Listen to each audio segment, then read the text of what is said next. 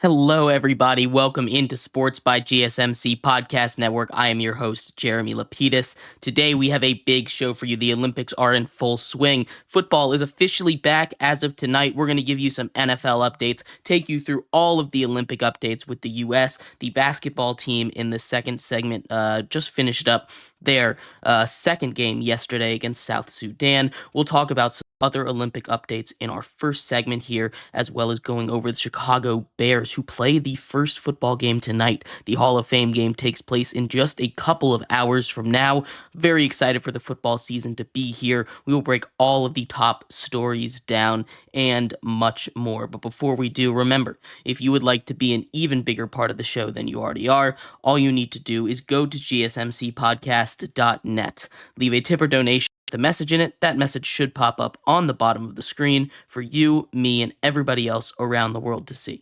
If you do have a burning question about sports, anything at all that you would like to ask, go and throw that in the comments. Throw it in the chat. I will get to it as soon as I possibly can. Appreciate every single one of you guys for sticking around, talking some sports with me here on a beautiful Thursday afternoon. But like I was saying, we're going to get right into it with some Olympic talk today. I know it's been a little bit since we talked about the Olympics, but there's been a lot going on. First of all, Katie Ledecky, swimmer. If you haven't heard of her, she's maybe the greatest distance swimmer in the history of distance swimming. She set the U.S. record for most medals, most decorated woman swimmer ever as of today, getting a gold last night in her bread and butter event, the women's 1500, which she just thoroughly dominates every single time. The top 20 times in the world in the history of that event are all hers, and they're all by a mile. Whenever you watch her swim the 1500, she's going action. She is a full lap away ahead on everybody else in that event. It is incredibly impressive how much she just dominates in that field. But she got a silver medal in the women's 4x400 today, making her the most decorated athlete in women's swimming history. So congratulations to her. She is incredible at her sport. Simone Biles, of course, as well, continues to be Simone Biles, one of the greatest of all time, maybe the greatest just pure athlete of all time. She is incredibly effective at incredibly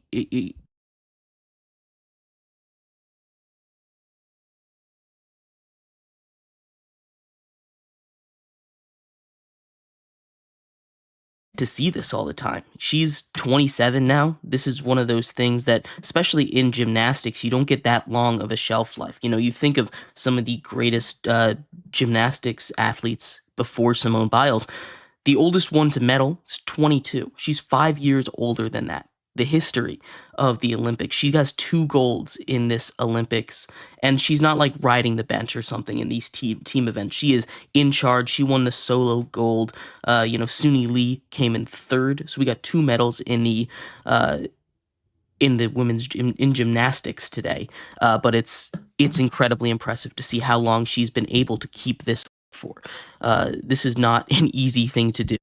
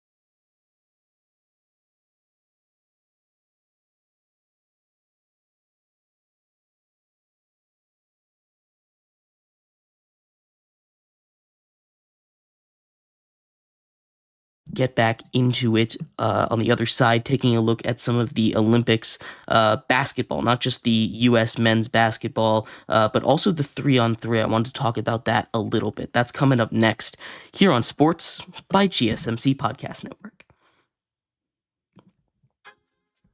I feel like I'm losing my mind. Everybody in the world down. Please, Lord, give me a sign, a sign. I feel like I'm losing my mind. Everybody in the world down. Please, Lord, give me a sign, a sign. I wanna be the greatest. Everybody on the station. I look around and feel like everybody is the fakest. I make this every day I'm impatient. Hoping one day I blow up in the basement. Second, the top is so vacant. I'm in this shit that I think is amazing. Waiting for my day when I'm playing. Sold out over 1,000 faces. Hey, give me that crown. Get in my way and to be put down. It ain't a place I'll kiss my sound. If I want that shit, then I'll get it right now. I'm losing it, the losing fits, I'm losing shit. I'm proofing it. You choose to live, but choose to dip. You choose to fight, a losing trip, and lose a gift. Oh. I feel like I'm losing my mind. Is everybody in the world now? Please, Lord, give me a sign, a sign. I feel like I'm losing my mind. Is everybody in the world now?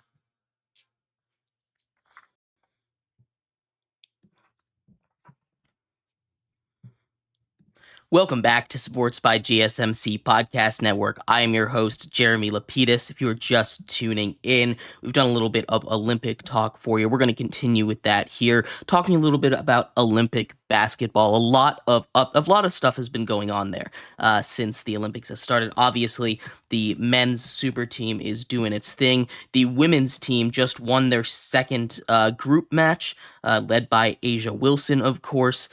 So we're going to talk about that as well as the 3-on-3 struggles for both the men's and the women's. Just something I wanted to touch on a little bit. But before we do, remember that if you would like to be an even bigger part of the show than you already are, all you need to do is go to GSMCPodcast.net. Leave a tip or donation with a message in it. That message should pop up on the bottom of the screen for you, me, and everybody else around the world to see. If you do have a burning question about sports, anything at all that you would like to ask, go and throw that in the comments. Throw it in the chat. I will get to it as soon as I possibly can. Appreciate every single one of you guys for sticking around, talking some sports with me here on a beautiful Thursday afternoon. But like I was saying, we are going to get into a little bit of the U.S. basketball Olympic updates, right? We're going to start off over here. Obviously, we're going to start with the men's team. They continued their dominant run, this time in a rematch against South Sudan. Some of the conversation around this and the first game was with the rotations and who Steve Kerr has decided to start or sit, right? In the first game, the big storyline was the fact that Jason Tatum did not touch the court. He was a DNP, did not play, and people were running wild with that. In the second game, against South Sudan, Joel Embiid gets a do not play. Jason Tatum in the starting lineup, and both games they win pretty easily. Both games they started off slow against Serbia. They were able to come back after the first quarter, and there really wasn't much of an issue there. When we're talking about this team, and I think the reason why we're seeing some of this, obviously, Joel Embiid, Jason Tatum are great basketball players. And we've talked about how difficult it is to make a team like this work when you have 12 number ones on your roster. 12, 13 number ones on your roster, all of whom are pretty used to, getting the ball, being the lead guy on the offense. And I think Jason Tatum, Joel Embiid are having the most struggle playing as a team, right? We talk about some of these guys, and yeah, they're MVP candidates. Joel Embiid has been a perennial MVP candidate basically ever since he's been healthy. Jason Tatum obviously just won the finals, is leading a great team, but the key word there is leading in Boston, right? You have his teammates in Drew Holiday and Derek White on that roster, and they're not leading the team over there in Boston, but they're extremely valuable. You see with the kind of stats that they put up, a guy like Derek White is really proving why versus a teammate of his like Jaylen Brown. And that's not to say that Jaylen Brown couldn't do everything that Derek White is doing, but Derek White does that role player stuff that this team needs. This is a team that is full, jam-packed with stars. There's very little room, and they've decided that, hey, we're running this through LeBron. We're running this through Durant. We're running this through Curry, right? These are the main guys that we're running our offense through. This is what the team is going to run by. Everybody just needs to channel the offense through one of those three guys, right? And everyone's going to get their chance. Everybody's going to get their buckets. This isn't like we're doing ISO ball with them,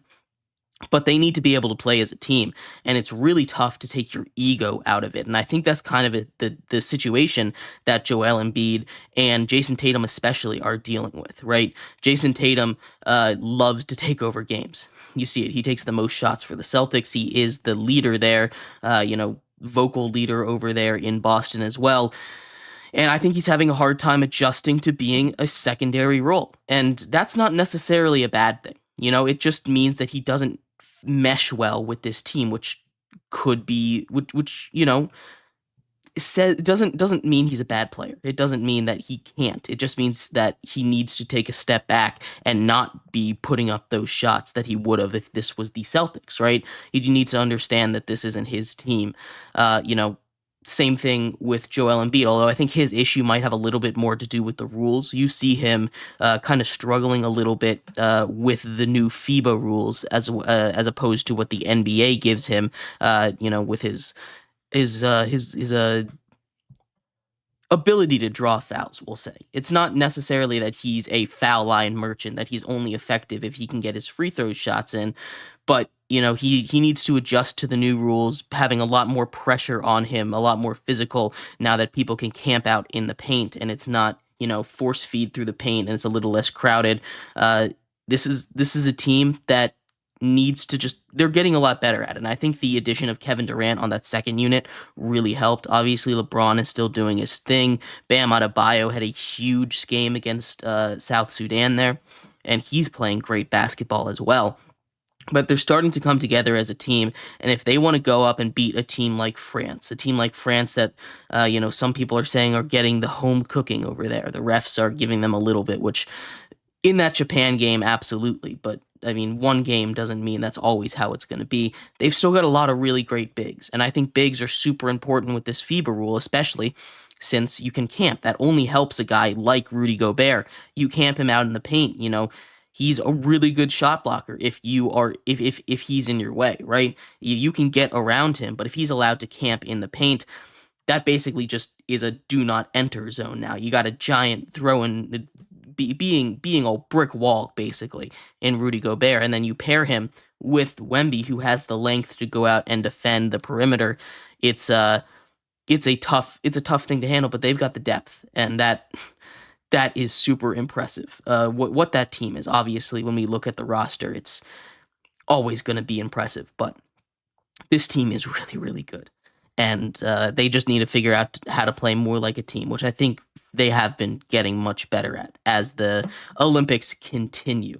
The women's team, as I briefly mentioned, they just won their second game. They're 2-0 in the tournament now.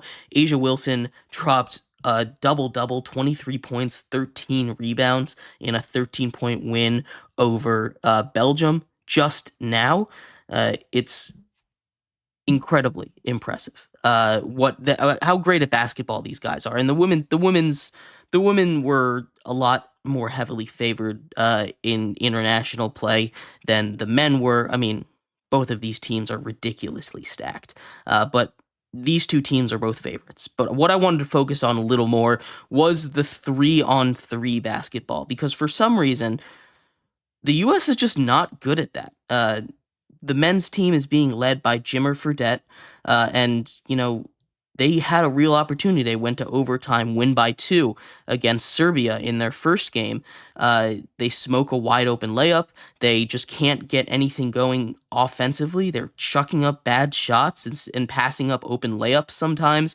I don't understand what they're doing there. And the women also haven't won a game. The U.S. is undefeated in 5-on-5 basketball, but when it gets to 3-on-3 half court, they just can't compete for some reason. And, you can say because we're sending out guys like Jimmer Fredette instead of LeBron James that yes, they're not going to be as good, and that much is obvious, right? But it's not like these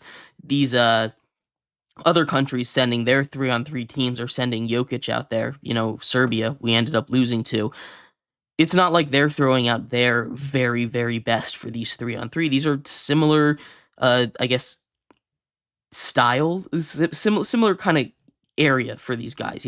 Great basketball players not playing in the professional leagues, or maybe some of them are, but it just baffles me that the U.S. can be this good at basketball. The U.S. can be this good at FIBA rules, but once we hit 3-on-3, we just can't figure it out. And I don't know if that's having to do with the spacing. I don't know if that has to do with, any number of other things, but it kind of baffles me. And they've got time to turn it around, but they need to get something going pretty soon. But basketball is continuing to go. The soccer team is advanced to the round of 16, a single elimination. Finally, I know we're getting off of the top of basketball here, but this is the first time that they've done that in forever. They haven't qualified for the Olympics in forever. Their game is tomorrow, so I'm very excited for that. See if the U.S. Men's soccer team, the U23 team, the future of U.S. soccer, can continue to dominate. But anyway, we're going to take a break, come back, take a transition into the NFL, as football is officially back as of today. We're going to take about a minute break, and we'll be right back here on Sports by GSMC Podcast Network. Looking for your daily fix of sports talk without having to pay for it? GSMC Sports Network is available on YouTube. Just search GSMC Sports Network. Get your fix of daily sports talk shows on YouTube, absolutely free. NFL, college football, NBA, MLB, MMA, UFC, fantasy football, and so much more. GSMC Sports Network has shows running all day long, with new sports shows starting every 2 hours. Just like on your favorite cable sports channel, except GSMC Sports Network is absolutely free. Just search GSMC Sports Network on YouTube to catch one of your new favorite shows, like the GSMC College Football Podcast, Chip Shot Football Podcast, Hoops and Heels Women's Sports Podcast, GSMC Basketball Podcast, and so many more. Check it out for yourself. GSMC Sports Network, now available on YouTube, absolutely free. Search GSMC Sports Network on YouTube.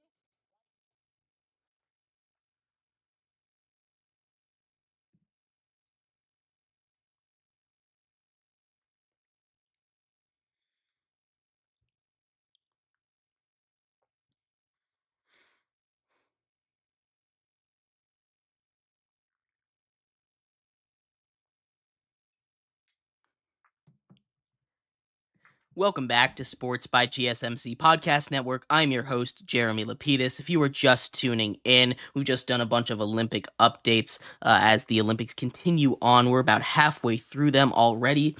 I cannot believe that. They feel like they just started. But in this segment and for the rest of the show, we're going to transition into the world of football. The NFL is officially back today. The Hall of Fame game tonight at 8 p.m. Eastern Time, just about 2.5 hours away from now.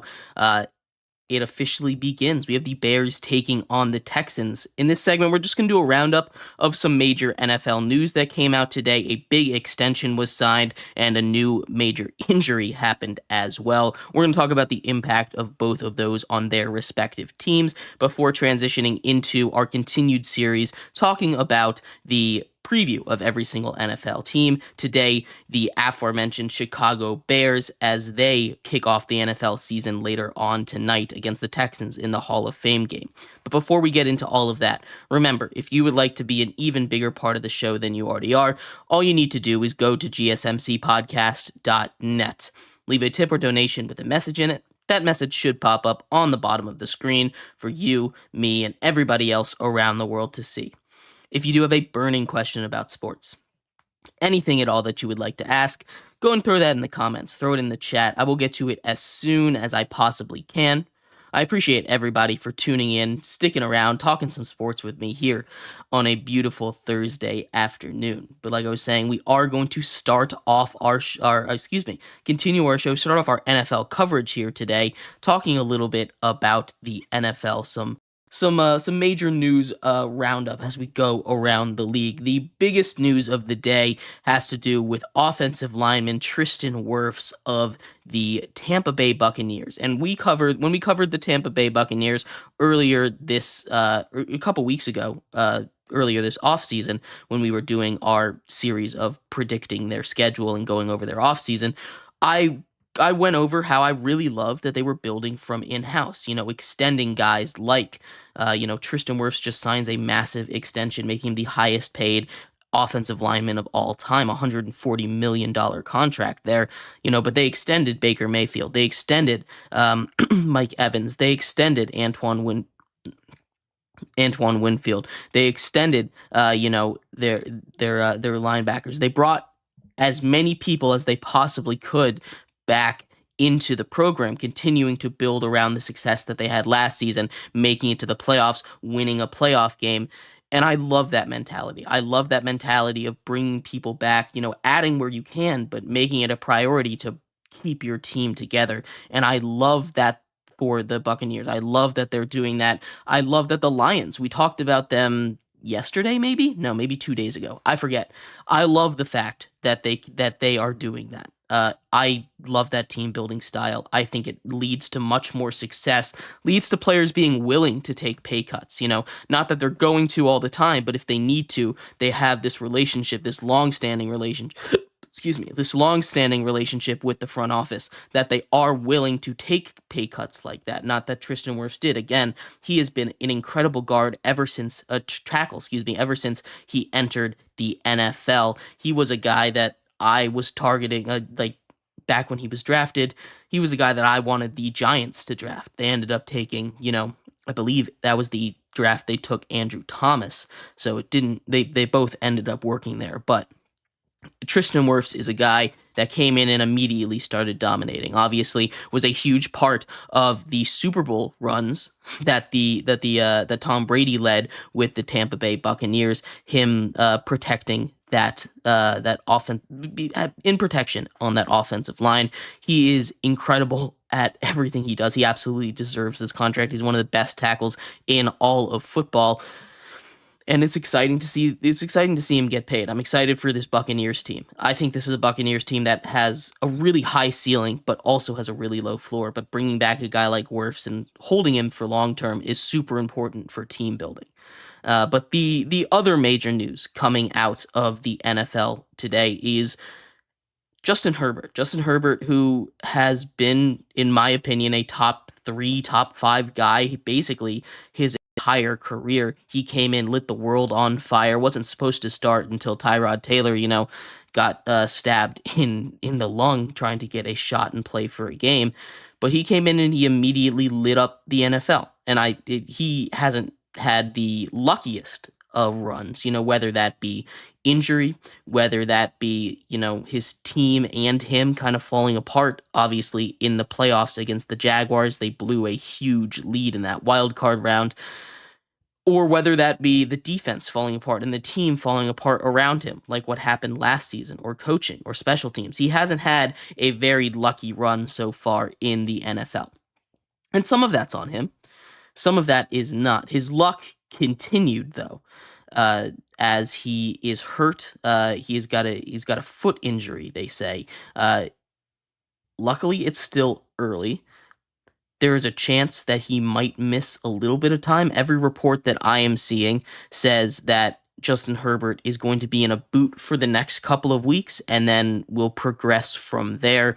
The NFL season is just about 4 weeks away from now. I believe 28 days till kickoff. So, the first game for the Chargers is going to be on that Sunday. It's 33 days from now. You take 2 weeks of that.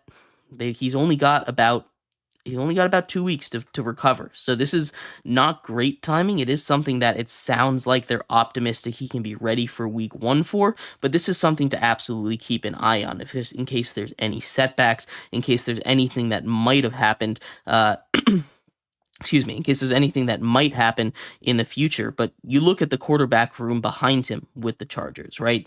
You are you've got Easton Stick, you've got, uh Max Duggan. It's not a great quarterback room behind him. And it is a very weak uh depth team the Chargers have. Obviously, the big story of the offseason has been what are they going to do at wide receiver, right? Because they trade away Keenan Allen, they let they let Williams walk, they let Mike Williams walk, and they cut him. Excuse me, they let him walk basically. He goes and signs with the Jets, and now they're left with Josh Palmer, Quentin Johnson's wide receiver one. They draft a couple rookies. They got Lad McConkey. They drafted Brendan Rice, or picked him up in undrafted free agency.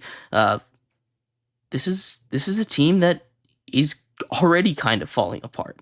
Uh, Injured running backs, they let Austin Eckler leave. They bring him back. They replace him with a bunch of often injured backs from Baltimore, and J.K. Dobbins and Gus Edwards. Gus Edwards, who's currently injured. But this is a team that's kind of in shambles already, and I believe in Harbaugh. I believe he has the ability to turn this to fix this team and turn it around. I just don't think it's going to be this season. And there's plenty of other things that could happen to change my mind here. There's plenty of other things that could happen. Injury breaks, bad breaks happen all the time. Good breaks can happen as well. But this is not a good start to a campaign for the Chargers. And obviously they still have a little bit of time to get back on track, but they're kind of cutting it close already. So we'll see what happens. Not too optimistic. Not that I was super optimistic about the Chargers anyway. We're going to get to the Chargers pretty soon, actually, when as we start to speed up our process. We might have to do a couple of these a day, predictions wise. But we're finishing up the NFC in our next segment. We've got our final NFC team. It happens to be the Chicago Bears, who are playing tonight. We're going to do an off-season review for them, give them a grade for their off-season, as well as go over their schedule. And then we'll do a whole breakdown for the NFC at the end of it. So stick around for that. We'll be right back here on Sports by GSMC Podcast Network.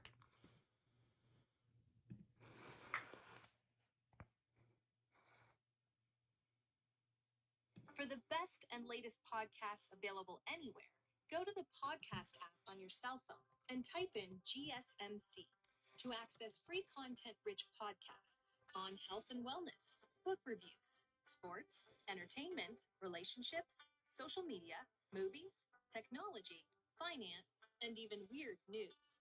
Subscribe and download the GSMC Podcast Network's family of shows, available everywhere podcasts are found.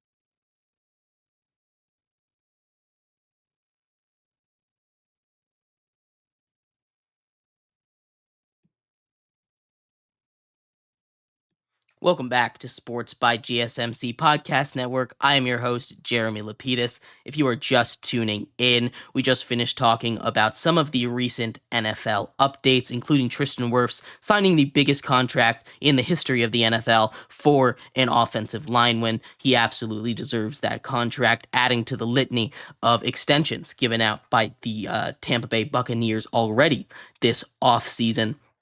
We also talked about some Olympic updates, as the Olympics are in the middle of everything.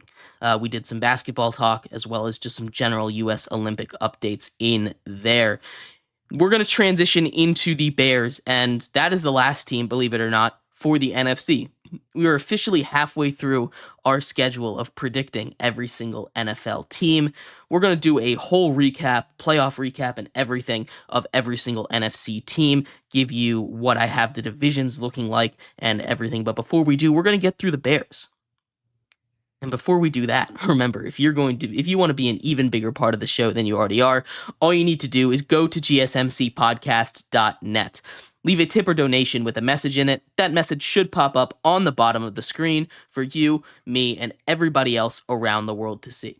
If you do have a burning question about sports, anything at all that you would like to ask, go and throw that in the comments, throw it in the chat. I will get to it as soon as I possibly can. I appreciate every single one of you guys for sticking around, talking some sports with me here on a beautiful Thursday afternoon. But like I was saying, we are going to get into our final NFC team, the Chicago Bears, and go over their offseason. And this was a very busy offseason. Might have been the busiest offseason out of any team that we've covered so far. Obviously, they had a lot to do, and the big headline for them is the draft, coming away in that first round with Caleb Williams, who they're hoping will become the greatest quarterback in Bears history.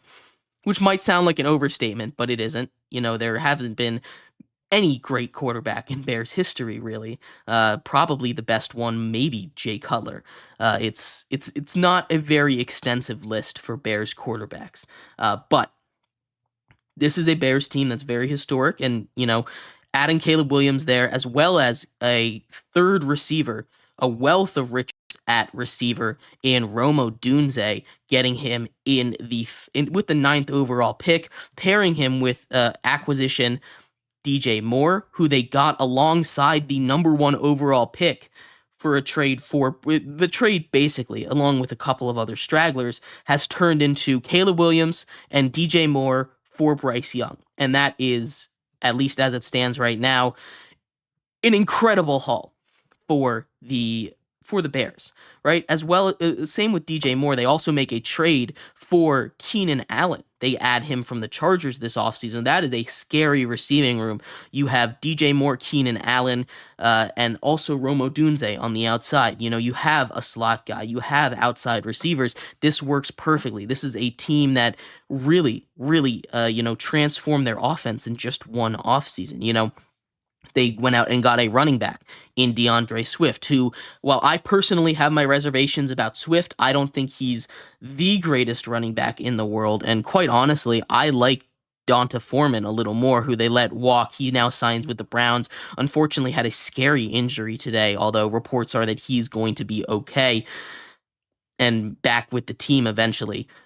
This is a Bears team that, aside from, again, downgrade at running back, in my opinion, even though Donta Foreman wasn't even the starter over there. What Swift can give you as far as being a receiving back is huge, and I love the versatility there.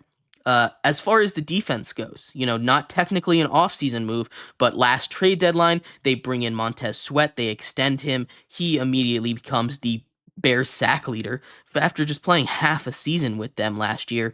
They, pair him alongside, they extend Jalen Johnson in the secondary, go and improve that. This is a much improved Bears defense, and you could see that at the end of last season. They started 2-7, they finished 5-3. They were on the up and up, and that was with Justin Fields, who they flipped for a 6th rounder with the Pittsburgh Steelers. Not much has come out of that yet. We don't even know if he's going to start or not in Pittsburgh. It's a whole mess over there.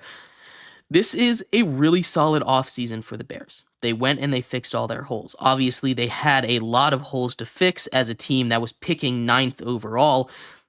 It isn't, the greatest in the world, but it's not the worst, right? Right now, the Bears have an over-under win total as far as Vegas for this season of 8.5. And I'll tell you what, in our next segment, we're going to go kind of half season. Why they did great. They hit the receiver against offense. This is an offense that is much, much better than it was before. This is an offense that is... It's if you took a look at the screen at a screenshot of the starting offense last year, they almost know the same names. I mean, let's go down the list here. Caleb Williams, not in the league. DeAndre Swift was a Lion 2 years ago. DJ Moore obviously was with the Panthers. Keenan Allen was with the Chargers. Rome Odunze was in college. Cole Kmet was there, but that's it. Out of the skill players, it's just Cole Kmet. They also bring in a great backup tight end in Gerald Everett. You can run all those 2 tight end sets you want, although I'd be surprised if they did that due to the fact of having three really, really great wide receivers. I love Rome Odunze there as well.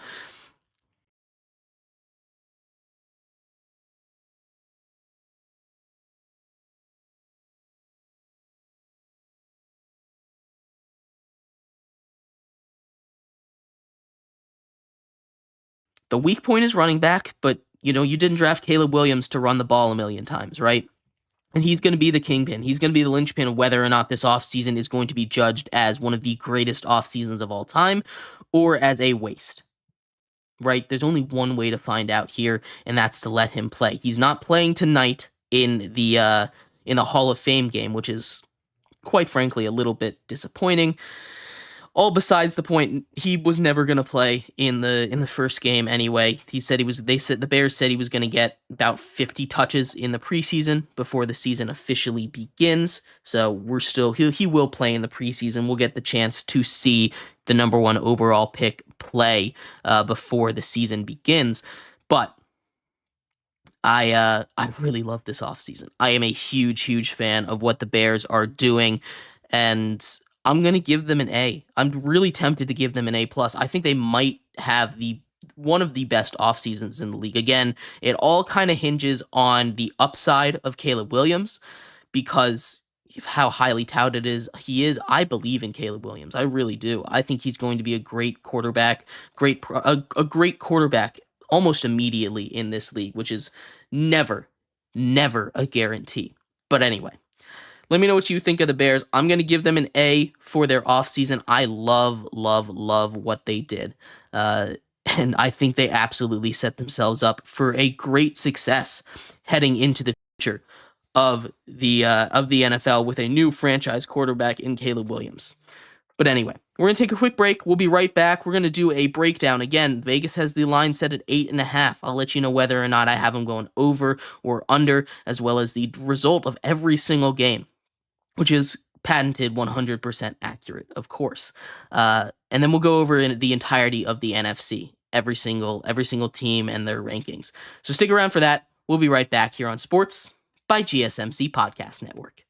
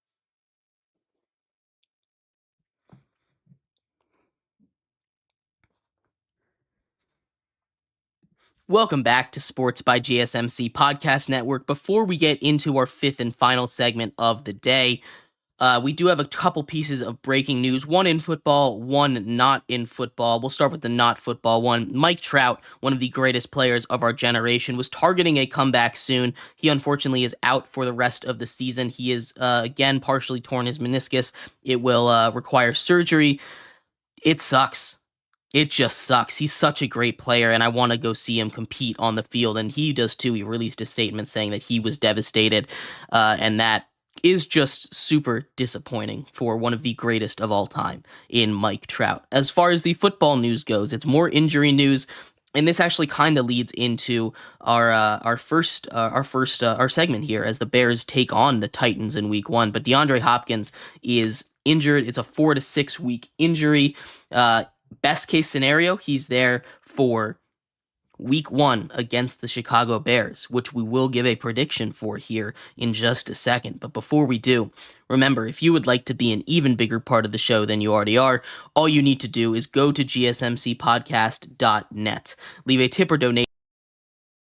It should pop up on the bottom of the screen for you, me, and everybody else around the world to see.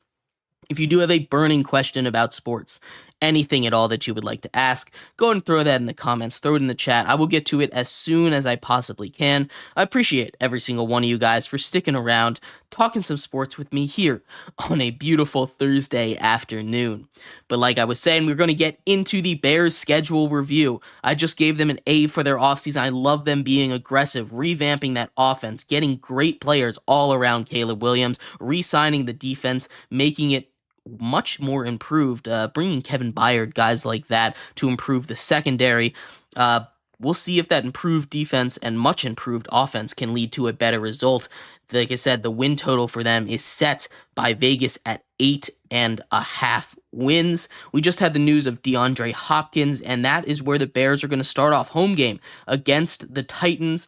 Again, I made this before that news came out, but I don't think this is going to affect it too much.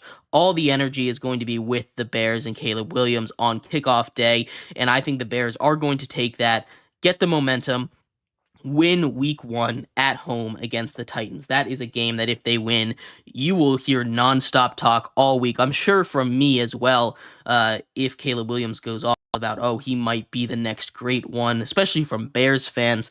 But I'm giving the Bears a win, start off high on their season, 1-0. Then they go down to Texas, take on the Texans in Houston. I think CJ Stroud is going to take care of business here. Their home opener, I believe. This is just I think the Texans are just a better team. I think in the future this might be a really good matchup, but for now I think the Texans are a better team. Week 3 against the Colts, the Bears are 1-1.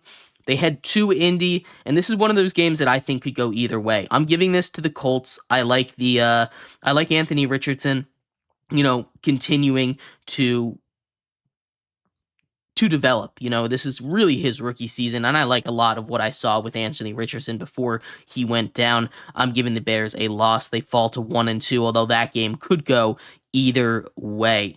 Week 4 against the Rams, back home against Matthew Stafford. I'm giving the Bears a win here. They improve back to 2-2 before a highly anticipated matchup against Bryce Young and the Panthers. We finally see the full extent of this trade, right? Caleb Williams versus Bryce Young. Caleb Williams and DJ Moore versus Bryce Young, excuse me. The Panthers are not as well set up as the Bears are. I'm giving the Bears a win. They improved to 3-2 before staying at home after a pretty long homestand here to take on the Jacksonville Jaguars. Trevor Lawrence, the new $55 million man, comes into town and ruins all the fun. I'm giving Trevor Lawrence and the Jags a win here. The Bears fall to 3-3 as they take their bye week. A week 7 bye week is, I would say, a pretty solid spot to have it. Obviously, you want it a little bit later, but you don't want it so you have like a week 13 bye like the Commanders, or week 14 bye, excuse me, like the Commanders have. That is a brutal beginning of the season, and you want rest recovery period. Speaking of the Commanders, that is their opponent coming out of the bye in week, I did my thing wrong here. In week 8, coming off a bye against the Commanders, I am giving a win on the road to the Bears. The Bears take a win here against the Commanders, a huge step up for them. Now they improve to 4-3 early in the season. They're in playoff contention. We'll see if they can finish off the season strong. This Bears schedule isn't super tough. Again, kind of a theme with the entirety of the NFC North. They get, a middling division, I'll say, in the AFC South, and then again a division that's pretty top heavy in the NFC North. So this is a team that I think could capitalize on that. Their back half of the schedule is a lot harder than their front half of the schedule, but 4-3 at the halfway point of the season is a pretty solid place to be. Week 9 against the Cardinals, I'm giving them a loss in this one. I think Kyler Murray is very good. I think he's kind of underrated a little bit, but I do believe in this Bears team. In this Bears team, I do think they fall to the Cardinals here, though. So 4-4 heading into Week 10. Week 10 against the Patriots, another win, this one at home. All the reports out of Patriots camp haven't been super positive as far as Drake May goes. This could be a matchup that we see. He might not even be starting by then. Not a great sign. We went over the Packers yesterday. I have them losing to the. I have the Bears losing to the Packers both times. First matchup against the Packers is in Week 11. They lose yet again later on in the season, the final week of the year in Week 18. But before we get there, Week 12 against division rival Vikings, I think they're better than the Vikings. I give them a win here as they improve now to 6-5 on the year. Now, this is where they get a really tough stretch. They get the Lions, Niners, Vikings, Lions. 4 in a row. Then they get the Seahawks and the Packers to close out the season. That is a tough stretch of this. That's a tough at back half of the schedule. Really tough stretch tough schedule down the stretch. Excuse me. Starting off against the Lions in Detroit, I have them losing there, followed up by a loss on the road in Santa Clara with the 49ers. 3 straight road games against two tough opponents and a division rival in the Vikings. I have losing there before heading home and taking on the Lions once again. That's 4 straight losses, kind of taking them out of playoff contention, unfortunately. They started off so good. At this point, they are 6-9 with 2 games left against the Seahawks and the Packers. The Packers are fighting for playoff position. The Seahawks, I have the Bears beating here. I do, like I said, there's a lot of positives with this Bears team, but the Packers are fighting for playoff position here to secure a spot in the playoffs in Week 18. I have them winning against the Bears at home in Week 18. That means the Bears go 7-10, same record as last year, but I think there's going to be a lot more optimism around it. Last year's schedule was easier than this one's is, especially down the stretch of it. Now, that's not to say that this is a perfect result for them. Obviously, a lot of people want this Bears team to be in the playoffs, and I don't think that's necessarily out of the question, right? I just don't think that this is the time for the Bears. I think there's going to be a lot of positives coming out of this season, and I did love what the offseason held. I did love what they did with the offseason, but I just don't see the Bears making that playoff step. I think there's a world where, while I did only give them 7 wins, I think there's a world out there where they end up winning 9 games and competing for that 7th spot. Right now, and I'll go over the entire NFC. Right now, 9 wins is enough to make the playoffs in my model, right? 9 wins is the 7th seed. You have to get, some tiebreakers to go your way. But there's a chance that they go out and they win 9 games. That wouldn't surprise me too much. But right now I have them going 7-10 and finishing 3rd in their division. Now, I did say I'd go over the entirety of the NFC now that the NFC is done. And we'll start with division by division. We'll start off with this division, the NFC North. I have the Lions taking first place in that division, followed by the Packers, the Bears, and the Vikings. Not too many surprises there. The 49ers take the NFC West, followed by the Rams, Seahawks, and Cardinals. This is a tight race, though, especially between the Seahawks and Rams down the stretch. The NFC South is won by the Falcons with the addition of Kirk Cousins, followed by the Bucs, newly minted highest paid tackle, in Tristan Wirfs, the Saints and the Panthers, and finally the NFC East. The Eagles win, continuing the trend of no repeat champions in the last 20 years in the NFC East, followed by the Cowboys, the Commanders, and last but definitely not least, my New York Giants finishing 4th in the NFC East. But anyway, that's just the standings, though. We are here for the playoffs. We want to know what they're doing. The number 7 seed, we'll start with that. I have the Rams finishing 9-8, sneaking into the playoffs over a bunch of other teams in the hunt, including teams like the Bears, teams like the Buccaneers, teams like the Commanders.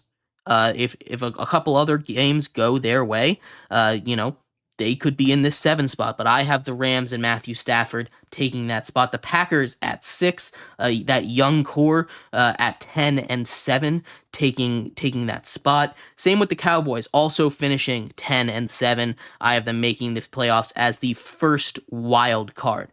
The 4th seed in the NFC is the Atlanta Falcons. Now, I was a little hard on them. I gave them an 8-9 record. I do think that they could win anywhere from like 7 to 12 games. So they could move up or down in the rankings, but I have them here at 4. The Eagles at 3 with a record of 11-6 on the year. And then the top 2, the Lions, number 2 seed for the second year in the row. They finish at 12-5, and that means the 49ers, the number 1 seed in the NFC, finishing at 13-4. Let me know what you think of everything that we talked about today. That is my NFC rankings. We're going to take a stop in the AFC as football is right around the corner. I cannot wait for football to begin. It starts again tonight.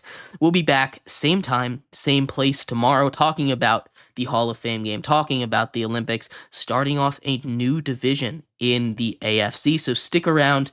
Tune back in for that. You have been listening to Sports by GSMC Podcast Network.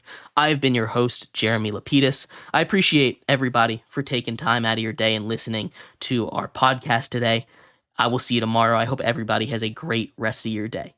Bye-bye.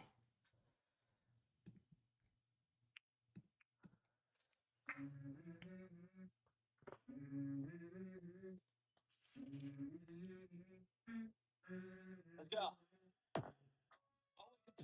Feel it true, I'm a feel like it's gonna be a bad day. I'm tired of this shit.